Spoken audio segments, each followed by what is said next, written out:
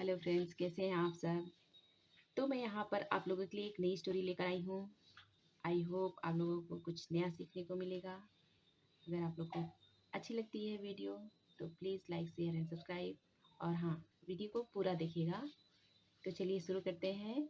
Story का title है the fighting fingers. Fighting मतलब लड़ने झगड़ने वाली, फिंगर्स मतलब उंगलियाँ, लड़ने वाली उंगलियाँ। वंस एक बार the four fingers and the thumb of a hand had an argument। Argument मतलब तर्क वितर्क करना, बहस करना। अ हैंड मतलब एक हाथ, head past perfect tense, thumb मतलब अंगूठा, फोर फिंगर्स मतलब चार उंगलियां। मीनिंग इसका क्या होगा? एक हाथ की ऑफ मतलब एक हाथ की अंगूठे और चारों उंगलियां, फोर फिंगर्स मतलब चारों उंगलियां में बहस छिड़ गई। Finger argued that it was the most important.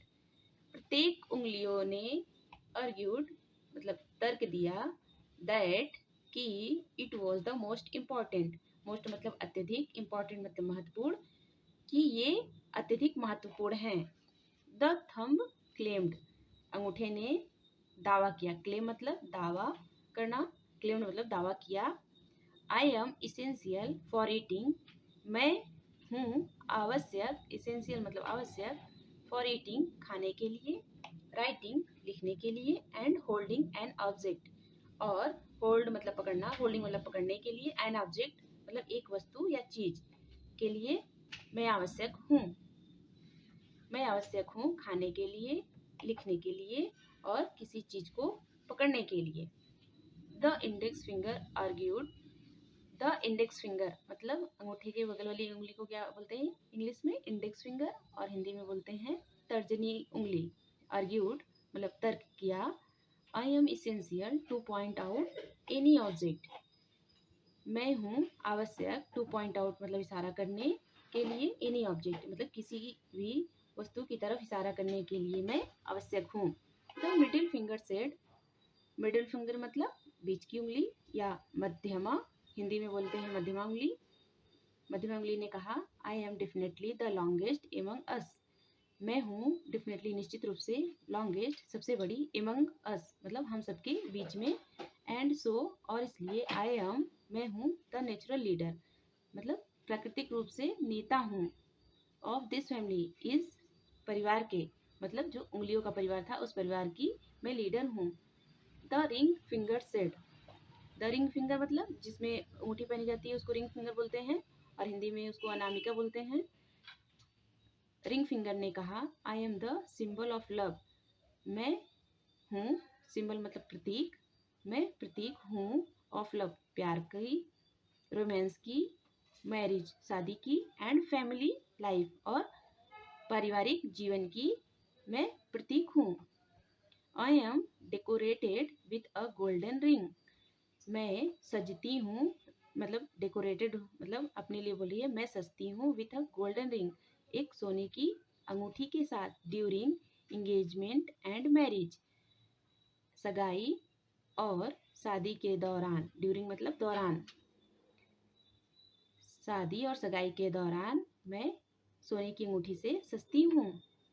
The little finger said, अब छोटी उंगली की बारी आ गई, तो वो क्या बोलती है? लिटिल फिंगर मतलब छोटी उंगली ने कहा, आई एम द स्मॉलेस्ट, मैं सबसे छोटी हूँ। स्मॉल मतलब छोटा, स्मॉलेस्ट मतलब सबसे छोटा, मैं सबसे छोटी हूँ। बट लेकिन, I am the most beautiful finger, लेकिन मैं मोस्ट अत्यधिक ब्यूटीफुल मतलब सुंदर उंगली हूँ। सडनली अचानक से, the owner of the hand called out, यहाँ पर फ्रेंड्स देखिए कॉल्ड आउट एक साथ में है, मतलब इसका मतलब ये फ्रेज है, इसका मतलब पुकारना या बुलाना होता है। तो सडनली अचानक से, द ओनर ऑफ हैंड हाथ का जो मालिक था जिसकी उंगलियां आपस में लड़ रही थी, उसने बुलाया या पुकारा। Each of you is essential to me, each of you मतलब प्रत्येक, ऑफ यू तुम में से प्रत्येक, ईच मतलब है, इसेंशियल मतलब आवश्यक, टू मी मतलब मेरे लिए तुम में से प्रत्येक उंगलियां आवश्यक हो। Each of you is helpless and useless. तुम में से प्रत्येक, ईच ऑफ यू, तुम में से प्रत्येक, इज हेल्पलेस मतलब असहाय, एंड यूजलेस और बेकार हो, विदाउट मतलब बिना, the assistance of the others, एक ऑफ द अदर्स मतलब एक दूसरे की, असिस्टेंस मतलब सहायता के बिना, एक दूसरे की सहायता के बिना तुम लोग बेकार और असहाय हो। नो वन इज वीक और अनइम्पॉर्टेंट। नो वन मतलब कोई नहीं, इज वीक मतलब कमजोर है, और अथवा या अनइम्पॉर्टेंट मतलब अनावश्यक, कोई भी कमजोर अथवा अनावश्यक नहीं है। The fingers did not argue after that and lived in harmony. The fingers मतलब उंगलियों ने, नहीं, डिड नॉट नहीं किया, आर्ग्यू मतलब तर्क, आफ्टर दैट इसके बाद, एंड और, लिव्ड रहने लगी, इन हार्मनी मतलब एक साथ सद्भावना से या प्यार से। इस हार्मनी का मतलब सद्भावना से। उंगलियों ने उसके बाद कोई तर्क नहीं किया और एक साथ सद्भावना से रहने लगी। So friends, moral of the story ये है, यूनियन मतलब एकता, इज मतलब है, स्ट्रेंथ मतलब ताकत, एकता में शक्ति है। इसलिए कहते हैं ना, एक साथ मिलजुल कर रहने से प्यार बढ़ता है, सद्भावना बढ़ती है। Thanks for watching, bye bye.